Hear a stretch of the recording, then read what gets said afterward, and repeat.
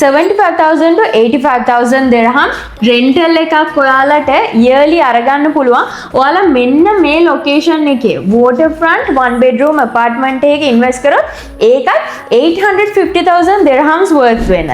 ඉතින් මේ 850,000 dirhams one bedroom apartment එකේ payment plan එක අපි break down කරගමු. මේකේ මුලින්ම ඔයාලා ගෙවන්න ඕනේ 10% down payment එකක්. ඒ කියන්නේ 85,000 dirhams. ඊළඟට ඔයාලා 20% මේ during construction pay කරන්න ඕනේ monthly 3,700ක් dirhams ඔයාලට pay කරන්න වෙන්නේ. ඊළඟට මේ 70% එක ඔයාලා ගෙවන්න ඕනේ handover එකේදී. මේ handover එකේදී ඔයාලට එක්ක පුළුවන් මේක cash වලින් එකපාර ගෙවන්න. එහෙමත් නැත්නම් ඔයාලට පුළුවන් mortgage එකකට යන්න. එතකොට ඔයාලට rentals දැනට expect කරන්න පුළුවන් 75,000 to 85,000. හැබැයි මේක handover වෙද්දි මීට වඩා වැඩි වෙන්නත් පුළුවන්. එතකොට ඇයි ඔයාලා මේ property එකේ invest කරන්න ඕනේ? පළවෙනි දේ මේක waterfront apartment එකක්.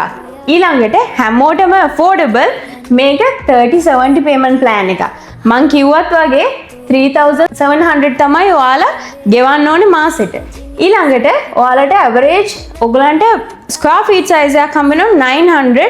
ඉතින් මේක 4 towers වල community එකක්. ඒ වගේම මේ first phase එක already launch වෙලා ඉවරයි.